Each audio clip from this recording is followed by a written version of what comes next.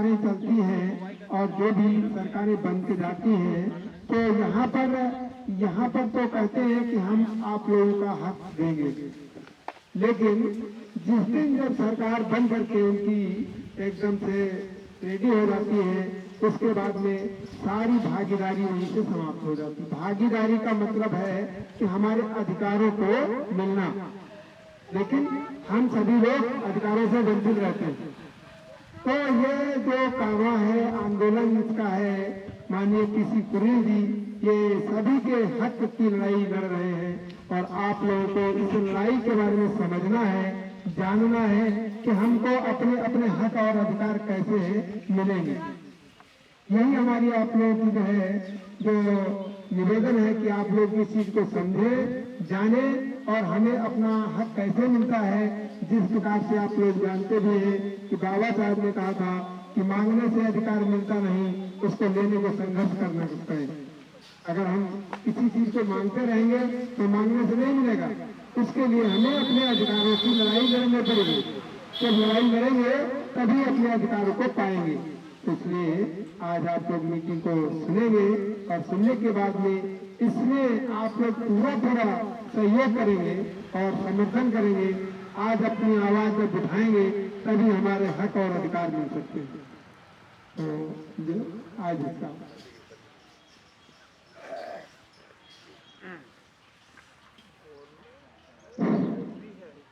Hello आदरणीय साथियों,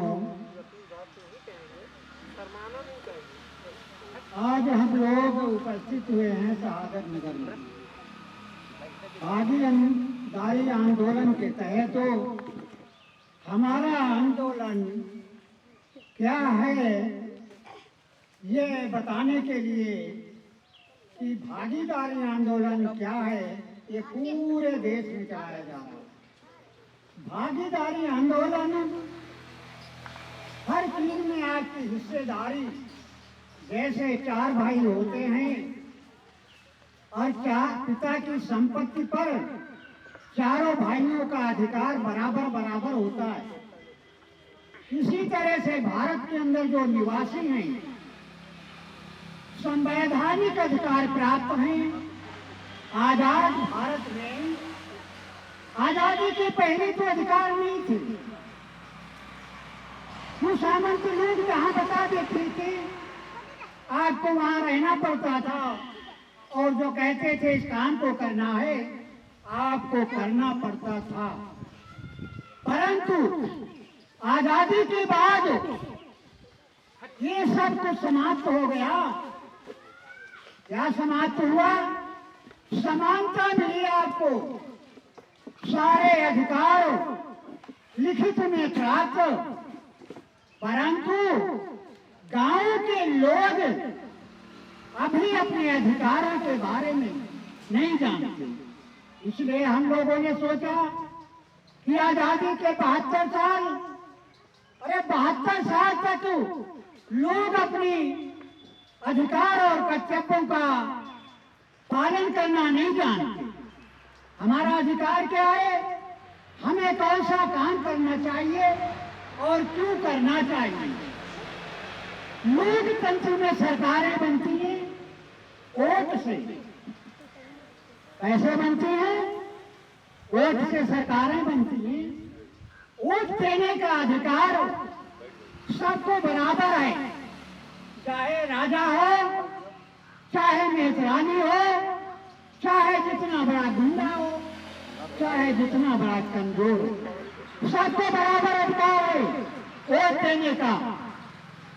तो उसी तरह आपको हर अधिकार पाने के लिए आपको बराबर का हक और अधिकार है। ये कब मिला? 1950 में संविधान लागू हुआ और बाबा साहब डॉक्टर अंबेडकर ने सारे गरीबों को अधिकार, अमीरों को अधिकार बराबर कर दिए। तो दोस्तों, यहाँ उसी के बारे में आपको समझाया और बताया जाएगा कि आपका अधिकार क्या है और आपको अधिकार प्राप्त कैसे होंगे। दोस्तों, डॉक्टर अम्बेडकर ने कहा कि 30 साल के बाद इस देश का राजपाट गरीबों के हाथ में होगा। कैसे होगा? क्योंकि अब लोकतंत्र आ गया है। भारत में गरीब लोग 90% रहते हैं, सारी संपत्ति 10% के पास है। और जब इनकी समझ में आ जाएगा कि इसमें हमारा भी अधिकार है, जब समझ में आ जाएगा कि ये जो 100 बीघे का फार्म है इसमें हमारा भी हक है, ये हमारी जमीन है और इनके पास कैसे पहुंची, जब ये आप जान जाएंगे कि इनके पास कैसे पहुंची तो आपको पाने के लिए आप खुद खड़े हो जाएंगे।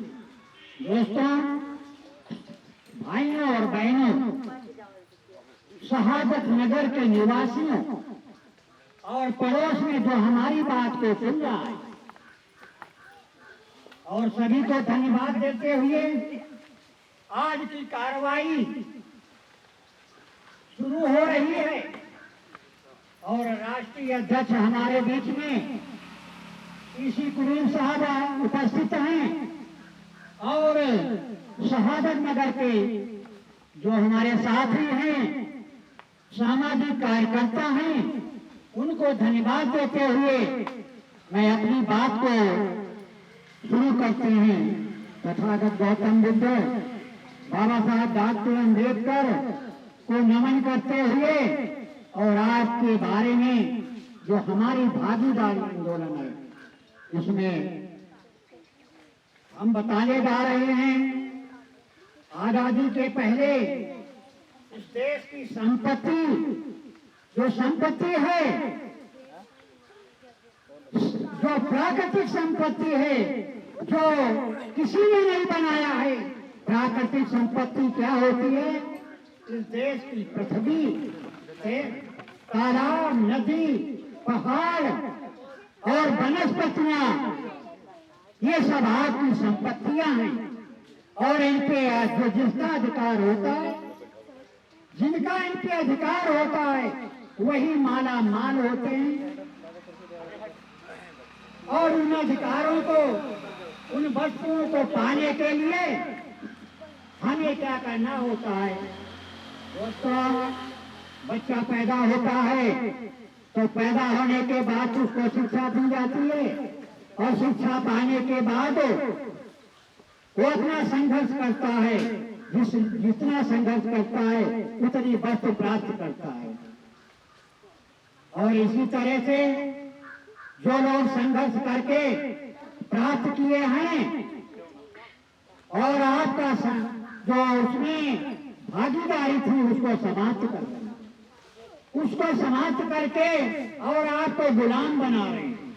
यही आपको जानना है कि हम एक आजाद भारत के निवासी हैं, हम अब गुलाम नहीं हैं। इसलिए हमें हक है और हक कैसे मिलेगा इसके लिए हमारे राष्ट्रीय अध्यक्ष माननीय कुलीन साहब बताएंगे। आज इसके पहले हमारे साथ हमारे बौद्ध रत्न हमसे मौजूद हैं, वो अपनी बात को रखेंगे। नमो बुद्धाय, जय हिंद।